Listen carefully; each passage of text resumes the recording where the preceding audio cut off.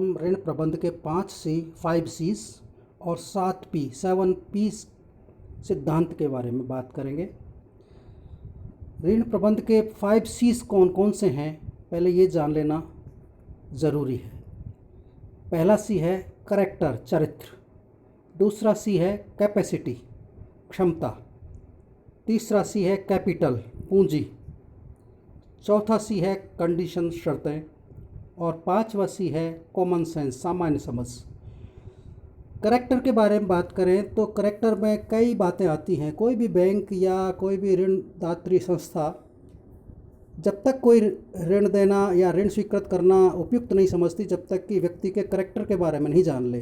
Character में नैतिकता, व्यक्ति की बात का धनी हो व्यक्ति, वचनबद्धता, ईमानदारी, उसका पिछला रिकॉर्ड, ये देख करके तय किया जाता है कि व्यक्ति को ऋण देने के लिए उपयुक्त है कि नहीं व्यक्ति। इस प्रकार से उसका चरित्र देख करके व्यक्ति की उपयुक्तता जांची जाती है। दूसरा सिद्धांत है कैपेसिटी, क्षमता। व्यक्ति की क्षमता जांचना बहुत ज़रूरी है कि व्यक्ति ऋण को पुनर्भुगतान कर पाएगा या नहीं। इसके लिए एक फार्मूला तय करते हैं कि capacity is the function of income. Means capacity income पर डिपेंड करती है।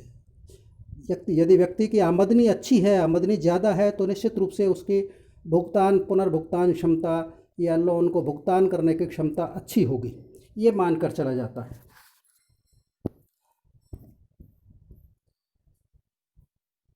पूंजी के बारे में बात करें, कैपिटल, तो हमें ये जानना ज़रूरी है कि कोई भी ऋणदात्री संस्था ये देखना अपना पहला कर्तव्य समझती है कि जिस व्यक्ति को ऋण दिया जा रहा है, जो लोनी है, उस लोनी के पास पूंजी कितनी है, पूंजी उसके पास संपत्ति कितनी है, परिसंपत्तियां हैं, पूंजी है, कैश है, और उसके अलावा फिक्स कैपिटल है, वेरिएबल कैपिटल है, वो कितनी है।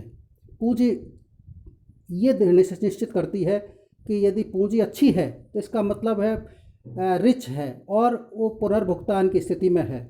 यदि व्यक्ति के पास पूंजी ही नहीं है तो ऋण देने के बाद इस बात की क्या गारंटी है कि वो ऋण का भुगतान कर पाएगा कि नहीं समय पर। तो इसलिए पूंजी देखना बहुत ज़रूरी है, व्यक्ति के पास कितनी कैपिटल है। चौथी बात कंडीशन, शर्तें। कोई भी ऋणदात्री संस्था बिना शर्तों के या बिना किसी समझौते के ऋण नहीं देती है। तो समझौते की क्या शर्तें, ये जानना बहुत ज़रूरी है सबसे पहले। और वो शर्तें लोनी को मंजूर हैं कि नहीं या ऋण लेने वाले को मंजूर है कि नहीं, तभी जाकर के संस्था, यदि वो शर्तें मंजूर करता है तभी जाकर के कोई संस्था ऋण देने को तैयार होती है। और पांचवा सिद्धांत सामान्य समझ का है, कॉमन सेंस।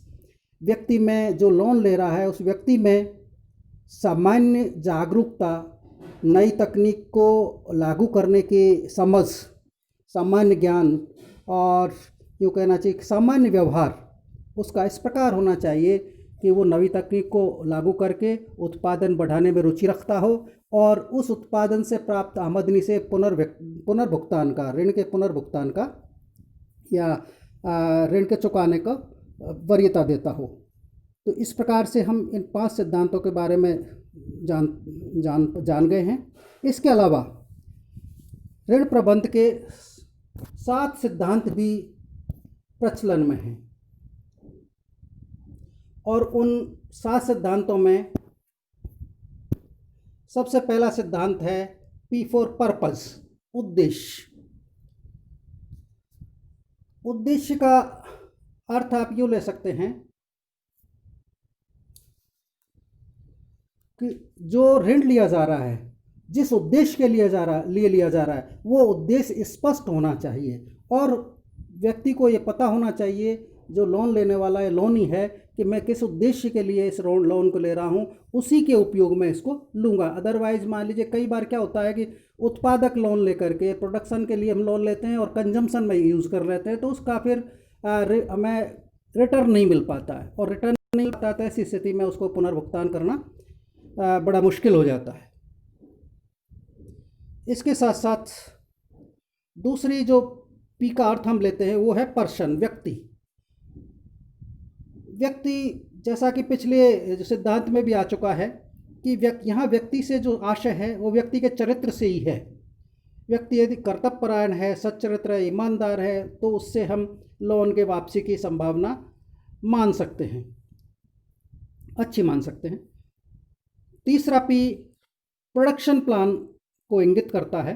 प्रोडक्शन प्लान का अर्थ है उत्पादन योजना। यदि लोनी की, ऋण लेने वाले की उत्पादन योजना अच्छी है और उत्पादन उस लोन के प्रयोग से उत्पादन बढ़ाने की उसकी योजना है, तो निश्चित रूप से लोन का भुगतान आसान हो जाता है।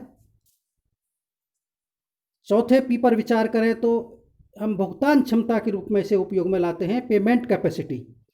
पहले भी हम 5 C's में भी देख चुके हैं कि कैपेसिटी के नाम से इसको सम्मिलित किया गया था। पेमेंट कैपेसिटी का मतलब है कि उस लोनी की भुगतान क्षमता कैसी है, और भुगतान क्षमता निश्चित होगी, कैपिटल, उसके पास पूंजी कितनी है, उसके पास इनकम कितनी है, इस पर निर्भर करता है। पांचवा P principle of phased disbursement. Disbursement means भुगतान, चरणबद्ध तरीके से भुगतान का सिद्धांत। किसी भी, जो कहना चाहिए,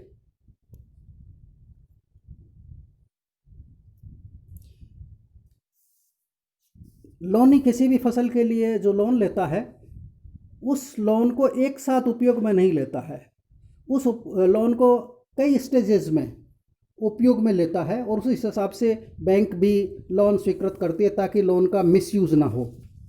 तो जिस जिस स्तर पर उसे निश्चित होना चाहिए कि भाई मुझे किस किस स्तर पर कितना कितना लोन ज़रूरी होगा, तो ये बात भी जानना ज़रूरी है। इसके साथ साथ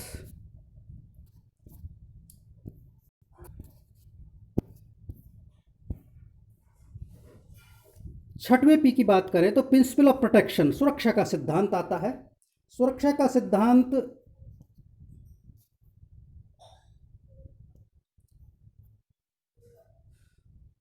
जो सुरक्षा का सिद्धांत है वो ये निश्चित करता है कि व्यक्ति जो लोन ले रहा है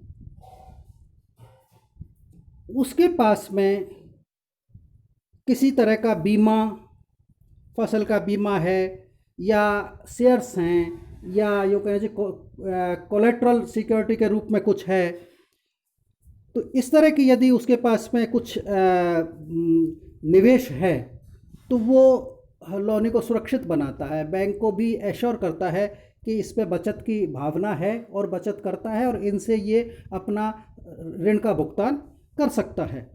तो इस तरह से ये सुरक्षा, जिसमें फसल बीमा है, विपणन समितियों के सदस्य होना है, कंपनियों के शेयर्स वगैरह होना है, ये सुरक्षा की दृष्टि से उपयुक्त माने जाते हैं। और सातवां पी हम बात करें तो प्रॉपर यूटिलाइजेशन की बात आती है। ऋण के प्रॉपर यूटिलाइजेशन की बात आती है। ऋण का प्रॉपर यूटिलाइजेशन होना बहुत ज़रूरी है। कोई भी ऋण जिस उद्देश्य के लिए गया है उस उद्देश्य में ही खर्च हो, तभी उसे उत्पादन बढ़ेगा। उत्पादन बढ़ेगा तो एक्स्ट्रा या एडिशनल इनकम जनरेट होगी, अतिरिक्त आमदनी प्राप्त होगी, और अतिरिक्त आमदनी प्राप्त होगी तो ही किसान अपना कर्ज भुगतान कर पाएगा। तो ऐसी स्थिति में प्रॉपर यूटिलाइजेशन को भी महत्व देना चाहिए। तो इस प्रकार से हम 5C और 7P ऑफ क्रेडिट मैनेजमेंट या ऋण प्रबंध के सिद्धांतों के बारे में जानकारी रख सकते हैं। धन्यवाद।